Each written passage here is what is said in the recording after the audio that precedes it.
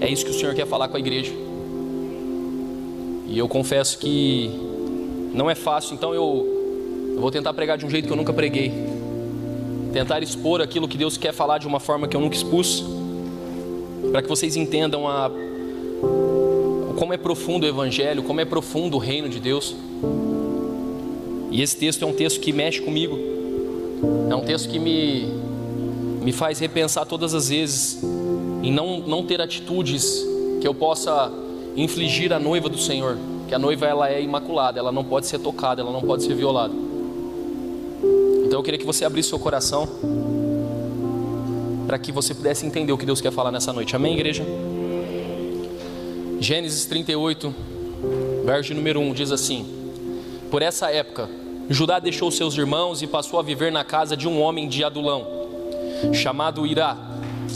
Ali Judá encontrou a filha de um cananeu chamado Suá e casou-se com ela. Ele a possuiu, ela engravidou e deu à luz um filho, a qual ele deu o nome de Er. Tornou a engravidar e teve um filho e deu-lhe o nome de Onã. Quando estava em Quezibe, ela teve ainda outro filho e chamou-o Selá. Judá escolheu uma mulher chamada Tamar. Repita comigo, Tamar. Mais uma vez, Tamar. Para Er, seu filho mais velho. Mas o Senhor reprovou a conduta perversa de Er, filho mais velho de Judá, e por isso o matou. Então Judá disse a Onã: case-se com a mulher do seu irmão, cumpra as suas obrigações de cunhado para com ela, e dê uma descendência a seu irmão. Mas Onã sabia que a descendência não seria sua. Assim, toda vez que possuía a mulher de seu irmão, derramava o sêmen no chão para evitar que seu irmão tivesse descendência. O Senhor reprovou o que ele fazia, e por isso o matou também. Disse então Judá à sua nora Tamar: more como viúva na casa de seu pai, até que meu filho Selá cresça, porque temia que ele viesse a morrer como a seus irmãos. Assim Tamar foi morar na casa do pai. Amém. Senhor, em nome de Jesus, nós pedimos que essa palavra venha de encontro ao nosso coração, Pai. Não é uma palavra fácil, mas é a palavra do Senhor. E nós pedimos que nessa noite, Deus, o Senhor fale pontualmente com cada um. Não permita que o diabo ele venha distorcer cada palavra que sair desse altar, Pai. Não permita que ele venha distorcer cada palavra que eu falar aqui, para que as pessoas elas possam hoje ter uma noite de arrependimento, uma noite de encontro com o Senhor, Deus, e que nós possamos rever os nossos atos. Em nome de Jesus. Amém. Amém. Pode se assentar. Quando você lê Gênesis 38, Gênesis 38 está encaixado em um contexto que é o contexto de José do Egito. Quem já ouviu a história de José do Egito? Gênesis 38 acontece de que forma? Em Gênesis 37, José teve um sonho, e ele diz desse sonho para os seus irmãos. Judá era irmão de José. Então ele conta o sonho e Judá, ele teve a ideia de vender o seu irmão.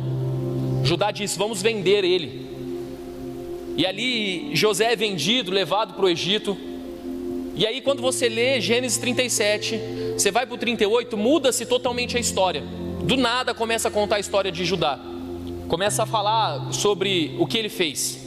E aí 39, 40, 41 até os 50 volta a contar a história de José. Então imagina assim, você está assistindo um filme que começa em Gênesis 37 e acaba em Gênesis 50. Só que no meio desse filme começa um outro filme nada a ver, uma outra história aleatória. Você fala, mas o que essa história tem a ver com a outra? Aí você se questiona, mas por que essa história está no meio de outra história? É porque se está no meio dessa história, aquilo que é outra história, é porque Deus está querendo falar alguma coisa conosco. Porque senão não teria necessidade dele ter encaixado Gênesis 38 ali, e está escrito ali. Então Judá ele decide ir embora da sua terra. Ele se casa com uma outra mulher. E quando ele se casa com essa mulher, ele tem 3 filhos. O primeiro filho, ele era mau, e Deus o rejeitou. E Deus, por rejeitá-lo, Deus o matou. O que está escrito ali é: Deus matou ele. E aí, em Levíticos e Deuteronômio, ensina que todas as vezes em Israel que alguém tivesse uma esposa, você tivesse uma esposa, e se você morresse sem deixar filhos para essa esposa, o seu irmão era obrigado a casar-se com essa mulher e dar descendência para ela. Então era uma lei, e aquele primeiro filho não seria daquele homem, mas aquele primeiro filho seria do irmão já falecido. E aí sim ele seria o primogênito, ele seria aquele que continuaria a descendência. Então aqui é um conflito de herança, aqui é um conflito de nome, aqui é um conflito de continuação de descendência. Porque o primeiro aquele que morreu, ele era o primogênito. E por ser o primogênito, ele era o herdeiro de tudo. Mas como ele não teve filho, quem era o próximo a ser o herdeiro? O segundo filho. Só que ele falou assim: se eu tiver relações com essa mulher e der um filho para ela, eu já não sou mais o herdeiro. Então agora quem vai ser o herdeiro vai ser o filho que é do meu irmão, que eu gerei. Está fazendo sentido, sim ou não, igreja? Então esse é o contexto que está ali dentro da casa de Judá. Judá está vendo toda essa situação acontecer. Judá está vendo ali que o primeiro filho morreu e aquela decepção do primeiro filho ter sido morto. Então o segundo filho começa então a ter relações com aquela mulher. E eu preciso que você entenda isso aqui de uma forma muito madura, porque eu vou precisar usar alguma linguagem aqui para que você entenda o que eu estou querendo dizer. Aquele homem então, ele ia e tinha relações sexuais com a mulher do seu irmão, porque isso fazia parte da tradição. Mas na hora da ejaculação, na hora de gerar uma semente dentro daquela mulher, ele simplesmente retirava e fazia fora. Que doideira, né? Você vem na igreja para entender essas paradas que você aprendeu lá na 5ª série, né? De ciência. Você fala, man, eu estou na igreja ou eu estou aprendendo uma aula sobre sexualidade? Mas era isso que ele fazia. Toda vez que ele tinha relações sexuais com aquela mulher, ele gerava prazer, mas ele não queria gerar responsabilidade com ela. Ele tinha prazer sexual com aquela mulher, mas na hora de gerar filhos, ele fala assim: eu não vou fazer essa parada. São pessoas que decidiram viver uma vida com Jesus. E esse é o primeiro ponto. Se você puder anotar, anote isso. Pessoas que querem o prazer, mas não querem a responsabilidade. E se nós formos pegar Tamar hoje como a igreja, nós vemos que existem pessoas dentro da igreja que estão vivendo como esse jovem. Querem ter prazer com a igreja, querem ter gozo com a igreja, querem poder violar a igreja, mas não querem ter responsabilidade com a igreja. Quer poder coabitar com ela, quer se relacionar com ela, mas não quer a responsabilidade de cuidar e zelar. Quer se relacionar, mas não quer gerar filhos dentro da casa do Senhor. Nós temos um irmão mais velho, Jesus Cristo. E todas as vezes que você se relaciona com a noiva dele, é para você gerar filhos, para que o reino dele continue tendo descendência e herança nessa terra. Sabe qual é o grande problema? Nós somos como esse jovem. Nós queremos o prazer da igreja, mas nós não queremos a responsabilidade do corpo. Nós queremos o prazer de subir aqui para cantar, tocar. Nós temos o prazer de querer vir aqui dançar. Nós queremos o prazer de vir aqui fazer uma oração, cantar ou pregar ao Senhor. Isso aqui é prazeroso, é gostoso. Mas poucos querem ter a responsabilidade de gerar filhos aqui dentro, de gerar filhos dentro da igreja do Senhor, de gerar filhos nas nações. Muitos querem pregar no altar, mas não tem coragem de pregar na esquina, na rua. Por quê? Porque pregar na esquina, na rua, faz com que você tenha responsabilidade com aqueles que chegam. Subir aqui, fazer um story, postar no seu Instagram, só é prazer. E muitos estão vivendo dentro das igrejas hoje para promoverem quem são, ao invés de ter responsabilidade com a noiva do Senhor. Muitos querem subir no altar para fazer um story, para poder mostrar, para poder falar. Muitos querem ter o prazer de entrar em uma liderança, para falar: agora eu sou um líder, me respeite. Mas não quer ter a responsabilidade de cuidar de liderados, não quer ter a responsabilidade de ligar para quem está chorando, não quer ter a responsabilidade de ligar para quem está passando por dificuldade. Simplesmente diz: eu sou um líder, me respeita, mas não tem coragem de cuidar de quem está sofrendo. Quer o prazer, mas não quer a responsabilidade. Quer ter prazer com a mulher, com a noiva, mas não quer gerar filhos nela. E essa era a situação desse homem. Era essa a situação que ele vivia. Pastor, o que está acontecendo na terra? O que está acontecendo na terra é que nós começamos a gerar os nossos relacionamentos horizontais dessa forma.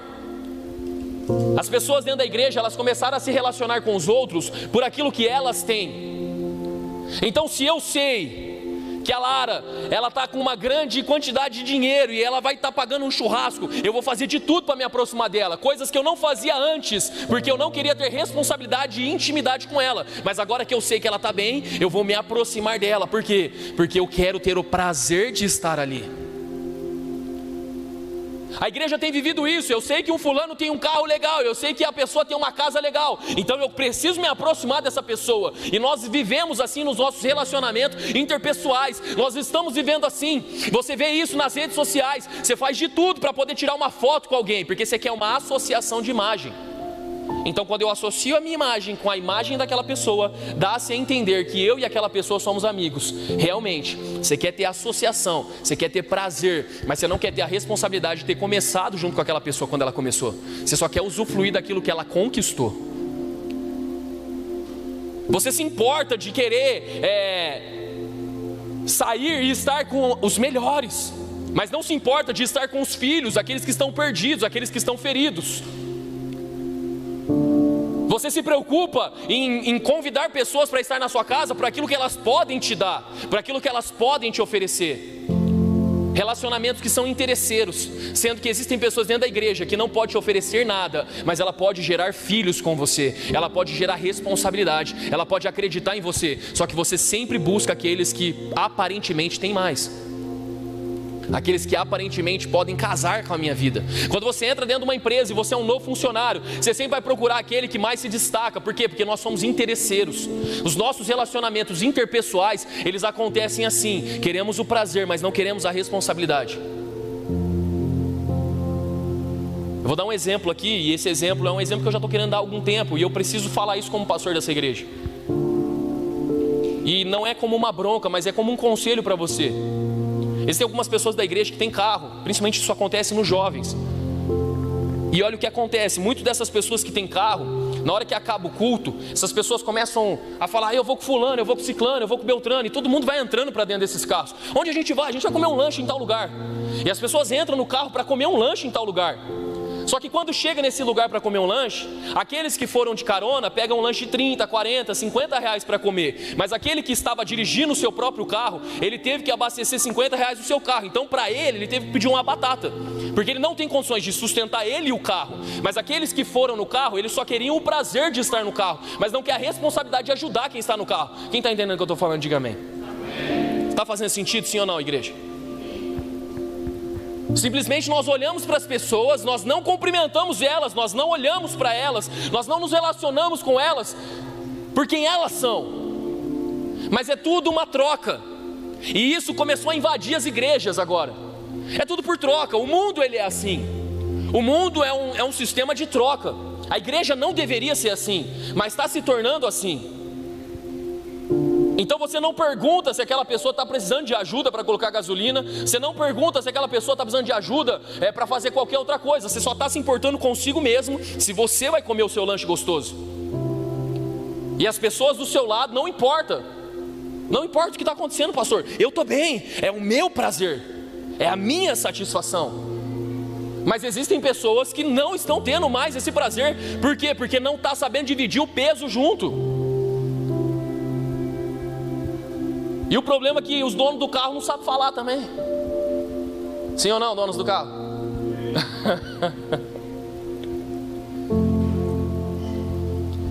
Então esses relacionamentos interpessoais de interesses começaram lá fora.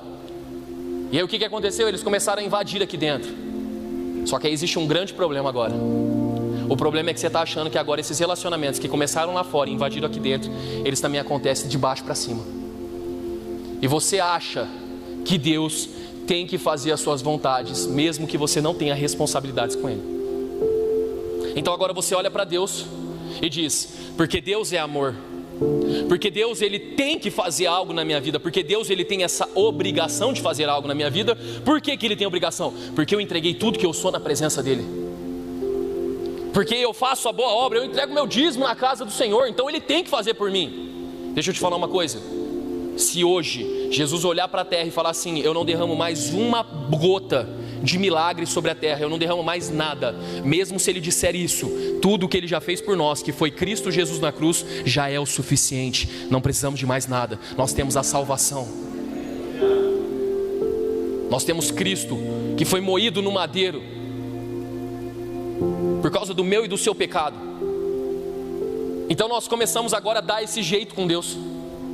Então nós estamos na casa do Senhor e nós achamos que porque eu toco, porque eu prego, porque eu canto. Quando eu digo tocar, eu já falei isso com o Ministério de Louvor, eu não estou falando só de vocês, amém, Ministério de Louvor? É que as evidências, né, de quem está aqui em cima. Então eu preciso falar também, mas não é nada pessoal, amém, Louvor? Só falou uns 3, Louvor. Amém, Louvor? Isso aí. Então quando eu estou na recepção, ou quando eu estou ali em cima na mesa, eu preciso entender que não é sobre só fazer para o Senhor, mas eu preciso ter a responsabilidade daquilo que eu estou fazendo. Porque Deus não é como os nossos relacionamentos interpessoais. Deus não é como eu e você tratamos os outros. Deus precisa ser temido e respeitado. Deus não é bagunça. Não é a bagunça que você vive todos os dias dentro da sua casa. Deus não é brinquedo. Ele não é o garçom que você vê fazendo as coisas e você fala, já que me serviu bem, está aqui os 10% do garçom. Deus não é o gênio da lâmpada que você dá uma esfregadinha na barriga dele e ele tem que realizar 3 pedidos seus. Deus precisa ser temido e respeitado. E uma das palavras que desapareceu de dentro da igreja é a palavra temor. Não temos respeito e nem reverência com o Criador. Olhamos para Ele e achamos que porque fazemos alguma coisa, Ele tem a obrigação de nos abençoar. Deus não é para que você faça com Ele aquilo que você faz com os outros. Deus não é assim. Nós precisamos entender quem é o Deus que nós servimos, porque senão nós sempre vamos viver uma vida e sempre vamos fazer com Ele aquilo que nós achamos que é cabível. Ó, Senhor, quer saber? Eu abri mão lá da balada, eu abri mão lá das drogas, eu vim para os seus caminhos e agora o Senhor tem que me abençoar, porque eu decidi seguir os seus caminhos. Não é assim que funciona. Deus não tem que nada. Deus é livre, Ele é soberano. Ele faz se Ele quiser fazer. E mesmo se Ele não quiser fazer nada, mesmo assim, você já foi muito abençoado por Ele, porque você recebeu a vida. Faz assim, ó. É isso que Ele te deu. E isso basta. Por isso que eu digo para você que ofertar e dizimar na presença do Senhor não é uma obrigação, é um privilégio. Porque Deus não precisa do seu dinheiro. Deus não precisa de um recurso financeiro humano em lugar nenhum na terra. Ele é dono do ouro e da prata. Só que o dinheiro na Bíblia, ele é considerado como Mamon, o Deus do dinheiro. Então quando você oferta e dizima, você só está declarando assim, ó: o dinheiro não é o meu Deus, o dinheiro não é o meu Deus, dinheiro não é o meu Deus, dinheiro não é o meu Deus, dinheiro não é o meu Deus, dinheiro não é o meu Deus. Você acha que Deus precisa do seu dinheiro? Ele nunca precisou. Mas a sua atitude é uma declaração no céu, na terra e debaixo da terra, que eu sou dele, eu pertenço a ele. Ah, sabe o que é, Deus? Eu te dei dinheiro lá, agora você tem que me dar o dobro. Prazeres e não responsabilidades. Querem ter a ardência do ego, a ardência do ego em nós, para dizer que somos grandes, que fazemos grandes coisas, mas nunca geramos filhos, somos estéreos. Nós temos 2 anos de igreja, e se cada um que está aqui dentro hoje convidasse pelo menos uma pessoa, nós não estaríamos mais aqui, nós já estaremos em outro lugar muito maior. Muitas mais pessoas se achegariam para dentro da casa do Senhor. Qual é o problema? O problema é que nós queremos ter o prazer, mas não queremos ter a responsabilidade de gerar filhos na terra. Nós queremos ter o prazer de ser tocado por Jesus. Então você vem aqui no altar e Jesus, ele toca sobre você. Você vai numa vigília, você vai no monte, Jesus toca sobre você. Ele enche a tua vida, ele derrama daquela presença poderosa. E o que é que você faz no dia seguinte? Você não faz nada de diferente. Ele te encheu e você simplesmente ficou no seu canto. Ele te encheu e você simplesmente deixou isso para lá. Você não gerou filhos com aquilo que ele gerou em você. Aí você fala: nossa, o monte foi uma bênção. Nossa, o acampamento foi top. Pastor, vivi algo poderoso com Deus naquele acampamento. E o que é que você gerou com aquilo que você recebeu? Simplesmente nada. Você só queria ser acalentado no teu ego. Você só queria sentir algo da presença dele. Porque você acha que os relacionamentos que você tem na terra tem que ser igual àquele relacionamento que você tem que ter no céu. Deus precisa ser temido e respeitado. E tudo aquilo que ele depositar em você, você tem que multiplicar. Está fazendo sentido, sim ou não? Judá então olha para aquela mulher. Depois que o seu segundo filho morreu, ele falou assim: eu só tenho mais um filho, a minha esposa já morreu. Complicou. E aí o que ele decide fazer então? Ele decide pegar a Tamar. E ele fala assim: Tamar, faz o seguinte, meu filho ainda é pequeno e eu não posso entregar ele em casamento para você. Então pega essa situação toda, vai para a casa do seu pai, fica lá.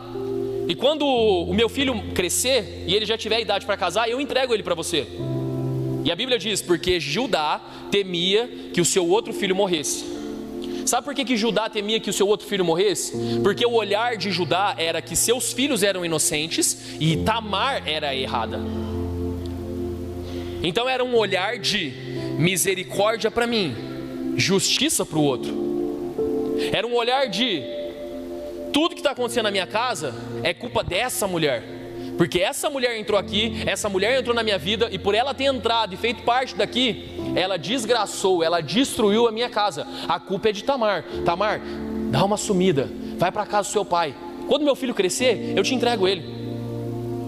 E o que nós vemos hoje dentro das igrejas são pessoas que, além de ter um relacionamento onde elas querem ter prazer e não querem ter responsabilidade, elas também são tipo de pessoas que, quando olham para o seu próximo, elas dizem assim: ó, justiça para você, misericórdia para mim. Por que igreja é o tipo de povo que mais se destrói? Você não vê um bandista falando mal de um bandista, você não vê um budista falando mal de um budista, mas você vê sempre um cristão falando mal de um cristão. A maior guerra que existe hoje na terra é de um sistema de religião. São mais de 6.000 religiões que existem baseadas só na Bíblia, fora as outras religiões que não usam as escrituras. E o que essas religiões fazem? Elas se destroem. Mas o que é pior? Nós vemos isso hoje dentro das próprias igrejas. Então, se você faz parte daquela igreja, você não pode mais ter mesa comigo, você não pode mais ser meu amigo, porque agora você está se relacionando com outra igreja. É exatamente isso. Misericórdia para mim, para o outro, justiça. Ó, Tamar, você precisa ir embora. Vai lá, porque eu estou com medo que meus filhos morram. É o seguinte, os meus filhos, eles são uns coitados, você é amar. E a grande questão é que as coisas estão totalmente invertidas. As coisas estão totalmente viradas, porque todo mundo vive conforme aquilo que vê e não aquilo. Ninguém mais procura saber o que é a verdade ou não é a verdade. As pessoas só querem viver por aquilo que elas estão vendo. Ah, então eu vi que a culpa é de Tamar, então tá tudo bem, Tamar, vai embora, porque a culpa é de Tamar. As pessoas estão vivendo assim. Então agora eu olho e eu ouço 2, 3 pessoas e eles já dão uma conclusão, um julgamento definido sobre as pessoas. Foi isso que Judá fez, e é assim que a igreja se comporta. Se juntar 3 pessoas naquele canto e falar mal daquelas pessoas que estão naquele canto, ninguém vai sair desse canto para perguntar para aquele canto se é verdade o que estão falando. Simplesmente vão fechar esse canto e falar assim: é nós, e se eles vierem, nós vamos debater com eles dentro da própria igreja. Ninguém sai dessa igreja para ir na outra igreja lá para ver se é verdade o que estão falando. E aí todo mundo olha e fala assim: misericórdia para mim, justiça para o outro. Não, mas sabe o que é, pastor? Se for ver pelo meu lado, tá tudo, pastor, Não existe essa de lado. Repita comigo: a verdade não precisa de defesa. A verdade, ela é absoluta, não existe lado na verdade. E tem um texto que mexe muito comigo.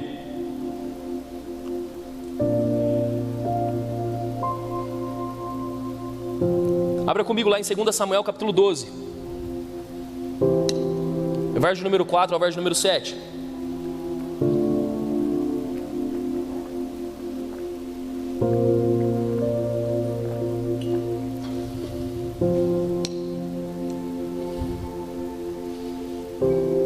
Diz assim, ó: certo dia, um viajante chegou à casa do rico, e este não quis pegar uma de suas próprias ovelhas, ou de seus bois, para preparar-lhe uma refeição. Em vez disso, preparou para o visitante a cordeira que pertencia ao pobre. Então Davi encheu-se de ira contra o homem e disse a Natã: juro pelo nome do Senhor que o homem que fez isso merece a morte. Repita comigo: merece a morte. Deverá pagar 4 vezes o preço da cordeira, porquanto agiu sem misericórdia. Repita comigo: misericórdia. O texto diz assim: você é esse homem, disse Natã a Davi. Você percebe que quando o assunto é sobre o outro, nós somos impiedosos. Quando o assunto é sobre o outro, quando o assunto é Tamar, os meus filhos morreram por sua causa, vai embora para a casa do seu pai, vai embora daqui. Porque quando o assunto é o outro, nós somos imparciais, nós não temos misericórdia. Então eu simplesmente olho para a Silvia e falo assim: a Silvia está meio cabisbaixo, a culpa é dela, porque ela não busca, porque ela não ora, porque ela não se esforça. Não temos misericórdia de ouvir as pessoas mais. Não temos misericórdia de saber o porquê que está doendo a cabeça, o coração das pessoas dentro da igreja. Não temos misericórdia, mas quando é sobre nós, quando o profeta de Deus vira para nós e fala assim: você é esse homem, é você que fez o mal. Eu só te contei uma história para referenciar o que você fez, Davi. Você foi e pegou a mulher de Urias. Você tinha várias mulheres, mas você decidiu pegar a mulher do teu próximo, a única mulher que ele tinha. Você é esse homem. O que Davi queria era justiça. O que Davi disse: ninguém que faz isso merece misericórdia. Mas quando nós viramos o jogo e falamos assim: esse homem é você. Você fala: não, pera lá, eu tenho os meus motivos, pastor, eu tenho as minhas lutas, ninguém sabe o que eu estou passando. E muitas vezes é isso: misericórdia para mim, justiça para o outro. É isso que está acontecendo dentro das igrejas. É um abafamento, ninguém conta nada para ninguém, fecha aqui e vamos metralhar aquela pessoa. E não importa, ninguém pergunta mais, ninguém quer saber da verdade, porque todo mundo que é fraco, a corda sempre vai estourar para o lado dela. Só que existe um Deus, gente, que de repente Ele pega aquele que foi humilhado e Ele coloca como alguém que é exaltado. Você precisa tomar cuidado com quem que você mexe. Você precisa tomar cuidado. Urias está listado entre os 37 valentes de Davi. Tamar foi responsável pela descendência de Jesus Cristo. Cuidado para vocês não violarem, porque às vezes vocês estão atacando alguém que é amigo de Deus. Quem está entendendo o que eu estou pregando, diga amém. Mas pastor, estão me atacando. Sabe o que você tem que fazer? Existe uma frase que diz assim, ó: para os seus amigos você não precisa se justificar, porque eles sabem quem você é. Para os seus inimigos não adianta se justificar, eles vão acreditar no que eles quiserem. Não, mas eu vou falar, eu vou me posicionar. A verdade não precisa de defesa. Se você saiu de uma igreja e aconteceu com você o que aconteceu com Tamar, abusaram de você, só queriam o seu dom, mas não queriam responsabilidade com você, só queriam te ter no altar. Por quê? Porque você é músico, né? Você canta bem, você toca bem, você prega bem, não é verdade?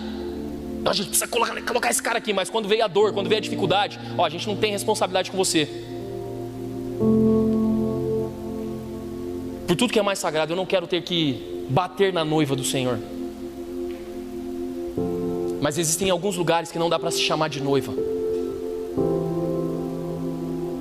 E nós viramos pessoas tão ressequidas, tão duras, tão mal amadas por causa do que fizeram conosco, que agora nós reagimos da mesma forma que fizeram conosco.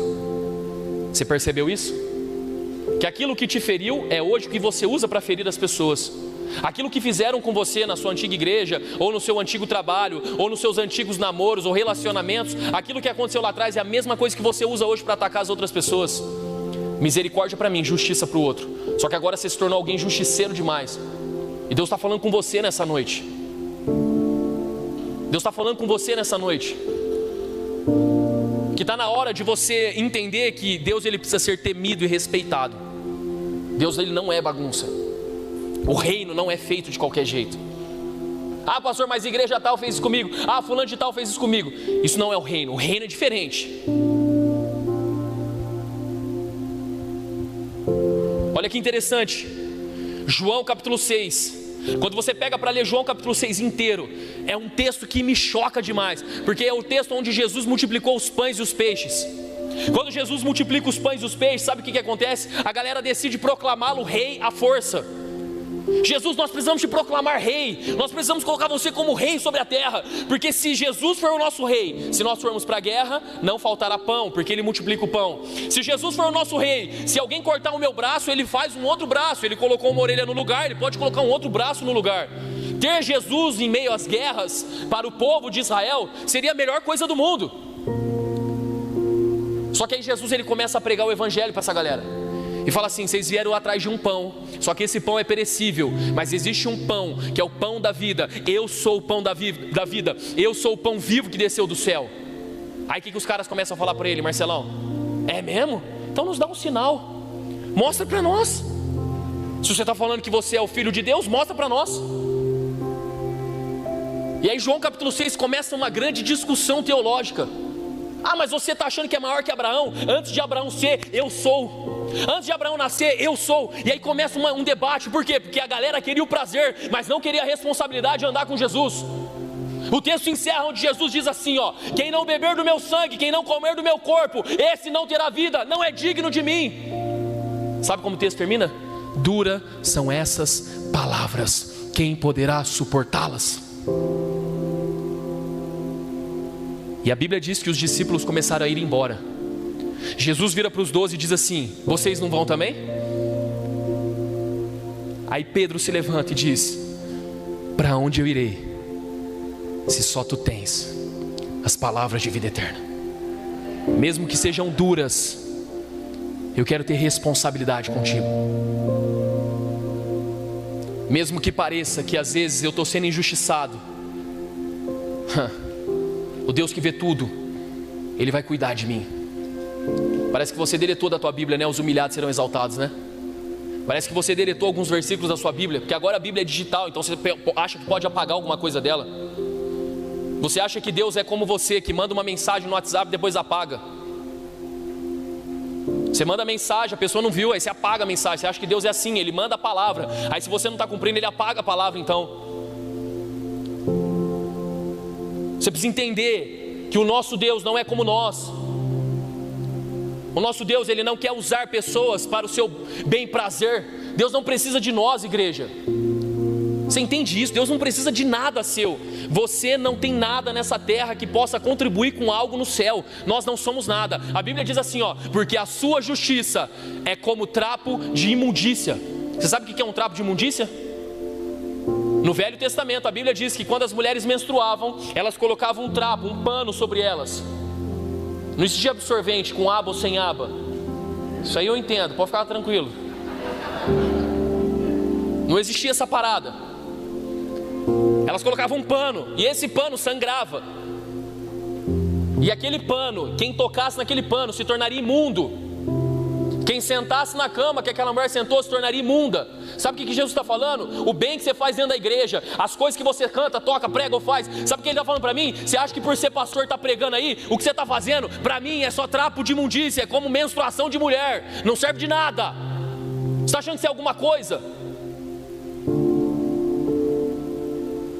Dura são essas palavras. Quem poderá suportá-las? Quem pode suportar?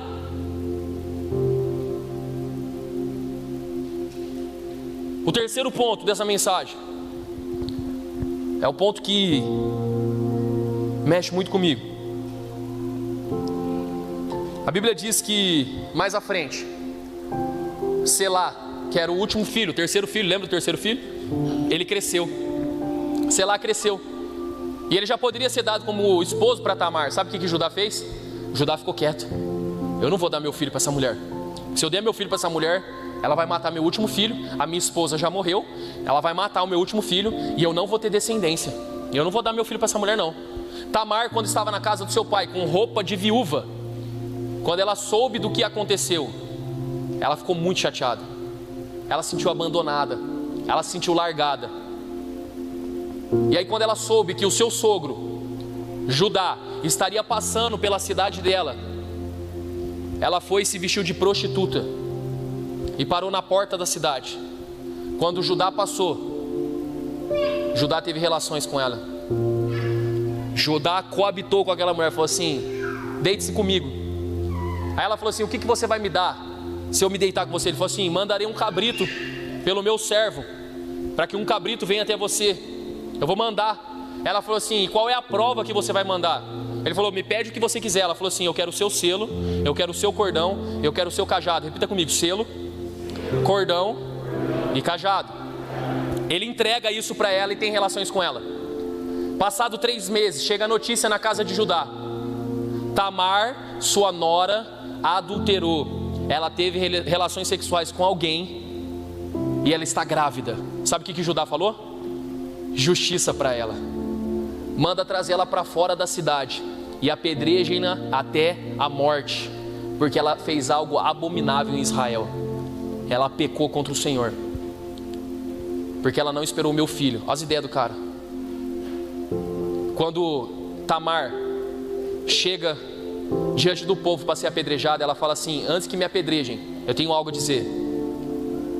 O homem a qual é pai do meu filho, o homem a qual é o pai daquilo que eu estou gerando, é o dono do selo, do cordão e do cajado que eu carrego aqui. Abra comigo, agora que você entendeu o contexto. Abra comigo em Gênesis 38, do verso número 18 ao verso número 23. Diz assim, ó: disse Judá: que garantia devo dar-lhe? Respondeu ela: o seu selo com o cordão e o seu cajado que você tem na mão. Ele os entregou e a possuiu, e Tamar engravidou dele. Ela se foi, tirou o véu e tornou a vestir as roupas de viúva. Judá mandou o cabritinho por meio de seu amigo Adulamita, a fim de reaver da mulher sua garantia. Mas ele não a encontrou e perguntou aos homens do lugar: onde está a prostituta cultual que costuma ficar à beira do caminho de Enaim? Eles responderam: aqui não há nenhuma prostituta cultual. Assim ele voltou a Judá e disse: não a encontrei. Além disso, os homens do lugar disseram que ali não há nenhuma prostituta cultual. Disse Judá: fique ela com o que lhe dei. Não quero que nos tornemos objeto de zombaria. Afinal de contas, mandei a ela esse cabritinho, mas você não a encontrou. Repita comigo assim, ó: fique com ela o que lhe dei. Não quero que nos tornemos objeto de zombaria. Olha que interessante. Judá abriu mão daquilo que pertencia a ele, porque ele tinha medo de ser manchado na sua reputação. Repita comigo: reputação. É essa parada que Deus quer falar com você hoje. Tem muita gente que está abrindo mão de coisas sagradas porque está preocupado com a própria reputação. Selo, sabe o que significa selo? Na tipologia bíblica, selo significa o Espírito Santo. O selo, porque vós sois selados, foram selados com o Espírito Santo. O selo, ele representa o Espírito Santo. Cordão representa, na tipologia bíblica, comunhão. E cajado, sabe o que significa? A autoridade. Sabe o que Judá está falando? Deixa com ela o selo, deixa com ela o cordão, deixa com ela o cajado. O que seria de mim se as pessoas descobrissem que eu fui enganado por uma prostituta? É melhor eu abrir mão dessas coisas do que perder a minha reputação. A galera vai zoar eu, velho. Vão começar a zombar da minha cara. Você quer saber? Deixa isso pra lá, não conta pra ninguém. Tem muitas pessoas dentro da igreja que, além de abusar da noiva, eles ainda estão preocupados em não confessar e não se entregar. Estão abrindo mão do Espírito Santo, da comunhão e da autoridade que Deus deu por causa de reputação. Você está preocupadinho demais com o que vão pensar de você. Então, porque você está muito preocupado, você está abrindo mão daquilo que é seu. O quê? Eu não vou subir lá para abrir um culto. O que é que vão pensar de mim? Beleza, então abre mão. Não tem problema não. Abre mão do que é seu. Isso é um problema só seu. Porque você está preocupado com a sua reputação ao invés de preocupar com aquilo que Deus colocou na tua mão antes da fundação do mundo. Tá de boa, é você e ele depois. Ah, eu não vou trabalhar no ministério, porque para trabalhar no ministério tem que abrir mão de muita coisa, né? E eu não estou a fim de abrir mão de muita coisa. Beleza, não abre mão então. Continua sentado aí, deixando o selo, o cordão e o cajado de lado. Deus colocou um cajado de autoridade na sua mão, mas você quer continuar sentado aí? É você e ele. Você prefere mais a opinião dos outros do que a opinião do Senhor sobre a tua vida? Gálatas 1:10 não faz sentido na tua vida. Diz assim: por acaso cabe a mim agradar a homens ou a Deus? Devo obedecer aos homens ou a Deus? Exatamente, você prefere agradar os homens. Você prefere fazer a vontade dos outros. E você está abrindo mão do selo, do cordão e do cajado. Você está abrindo mão da presença do Espírito Santo na tua vida. Sabe por quê? Você está mais preocupado com os outros do que com você mesmo em Deus. Ele preferiu abrir mão. Sabe o que significava o selo? O selo que ele recebeu foi dado pelo Pai. E aonde ele ia, ele carregava o nome de Israel. Ele abriu mão de algo poderoso. Ele abriu mão de Israel. Ele abriu mão da nação dele, para poder não querer ser zombado diante do povo. Por quê? Porque deitou com uma prostituta. Só que aquela mulher, ela vem e ela simplesmente expõe tudo que está acontecendo. Vai chegar um dia, pode ter certeza, você vai estar diante do Rei da Glória e vai ser exposto tudo aquilo que você fez e tudo aquilo que você abriu mão. Nas igrejas não se fala mais de céu, não se fala mais de inferno. É tudo, você vai vencer nessa terra, né? Eu não quero te causar medo, mas eu quero te causar temor nessa noite. Nós somos a última geração. E se igreja para você é só prazer, não é responsabilidade, você está totalmente por fora do que é evangelho. Se você não tem lido a palavra do Senhor, se você não tem buscado instruções bíblicas com Deus, você nunca quis a responsabilidade, mas você sempre quis vir aqui chapar no Espírito Santo. Cheio, aleluia.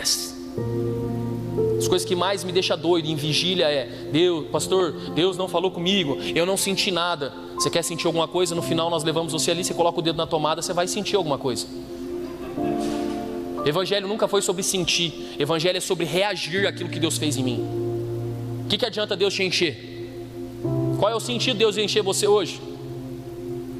Ele vai te encher, você não vai fazer nada, porque você só quer o prazer? Você só quer sentir o arrepio? Qual é o sentido, gente, do Evangelho? Qual é o sentido de igreja? Por que nós estamos aqui? Por que nós servimos Jesus? Qual é o intuito de tudo isso aqui? O porquê estamos aqui? Ah, pastor, eu estou aqui porque eu quero ganhar dinheiro. Você quer ganhar dinheiro, é só você trabalhar. Pega 3, 4 empregos, rebenta que você vai ganhar dinheiro. Ou entra num curso, estuda, aprende algo, vai lançar algo no digital, você vai conseguir ganhar dinheiro também. Só que tem que ter trabalho, esforço. Não, eu estou aqui porque eu quero melhorar a minha dicção. Faz um curso de oratória. Igreja não é palco, não é show. Não, eu estou aqui porque eu quero tocar melhor. Chama uma galera, fecha uma banda, vai no estúdio, você não precisa de igreja para isso. O único motivo que você tem para estar aqui é porque eu quero mais da presença dEle, e só isso basta. Eu não quero perder o cajado, eu não quero perder a autoridade que Ele me deu. Eu não quero perder a comunhão com o Espírito Santo. Eu não quero perder o Espírito Santo.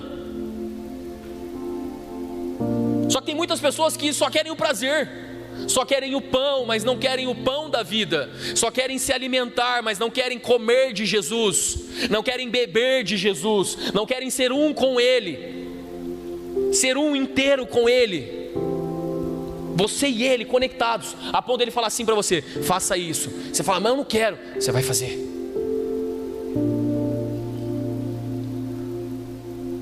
Eu estava conversando com o Léo e nós batemos um papo. O Léo que cantou aqui, não sei se você estava no dia que ele cantou rap aqui. Naquela semana a gente foi tomar um café junto. E na conversa ele falou algo que mexeu comigo. Ele falou assim: entregar algo para Jesus no início da conversão é muito fácil. Difícil é quando você tem que entregar algumas coisas no decorrer da caminhada que Ele te pede. Não existe, gente, evangelho sem renúncia. Não existe evangelho sem entrega. Pastor, eu vou na igreja, mas eu continuo fazendo as coisas com a minha namorada, porque eu sei que a gente vai casar mesmo. Deus conhece meu coração, Deus perdoa. Não existe evangelho sem renúncia. Se vocês não aguentam, casem-se, porque é melhor casar do que abrasar. Não sou eu que estou dizendo, é a Bíblia. Ah, sabe como é, pastor? Eu tomo umas beer night, tá ligado? Mas Jesus é meu brother. Deus conhece o meu coração. Exatamente, você quer o prazer do culto, mas você não quer a responsabilidade de segui-lo. Você fica o dia inteiro no Instagram, stalkeando outras mulheres, curtindo foto de mulher lá, né? Exatamente. Ah, pastor, é que a carne é fraca. Beleza?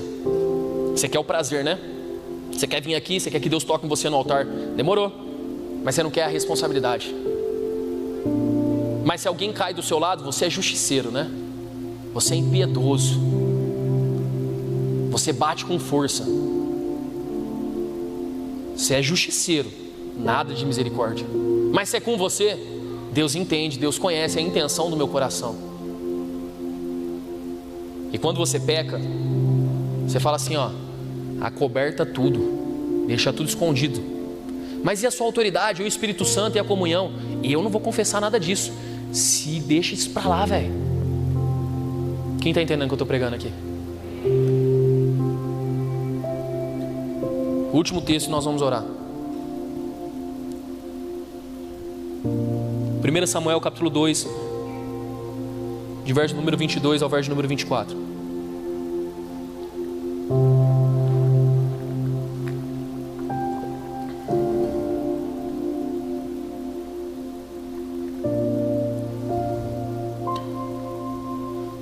Pastor, as palavras aqui na igreja é sempre assim? Não, não é não. Só nos últimos dias, mas tem uns dias que enche o azeite, né? A botija, vai pela fé.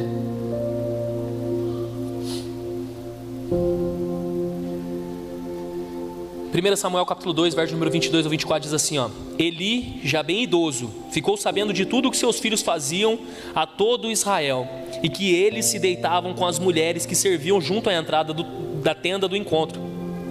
Por isso lhes perguntou: por que vocês fazem essas coisas? De todo o povo ouço a respeito do mal que vocês fazem. Não, meus filhos, não é bom o que eu escuto de vocês, que está se espalhando no meio do povo de Israel.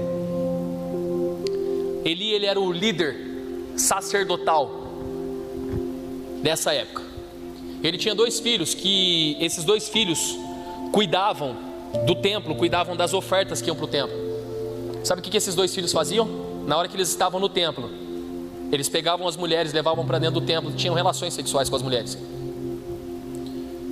Eles eram os pastores que cuidavam do templo.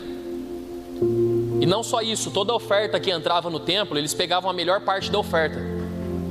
As notas de 2, deixa para lá. Ou as de 100zinho, pula para cá, entendeu? Era isso que eles faziam. Eles pegavam a melhor oferta e as irmãs passavam na porta da igreja e falavam: fio, lá em casa, entendeu? Aquela paradinha. Mexia com as mulheres e tinha relação com elas. Eli, ele era o líder, o sacerdote da época. Sabe o que ele fez? Ô meu filho, gente, deixa eu falar uma coisa para vocês. Não é legal o que eu tô ouvindo, velho. Pô, vocês estão dando mancada. Ajuda o paizão aí. Dá uma força para nós. Vocês estão pegando as minas aí, ó. Tá todo mundo vendo. Não é legal o que eu tô ouvindo aí, não. Dá uma segurada aí. Isso é uma repreensão, sim ou não? Não. Vocês não podem fazer essas coisas. Um dia eu ouvi dentro de uma igreja. Uma pessoa que tinha grande influência dentro da igreja falou assim para sua filha: deixa eu te falar uma coisa. Dentro da igreja, todos os casais de namorado têm relação sexual. Só que você foi boba, você foi desabafar com o pastor. Você não podia ter feito isso. Continua tendo relação sexual, mas não conta para os outros, boba.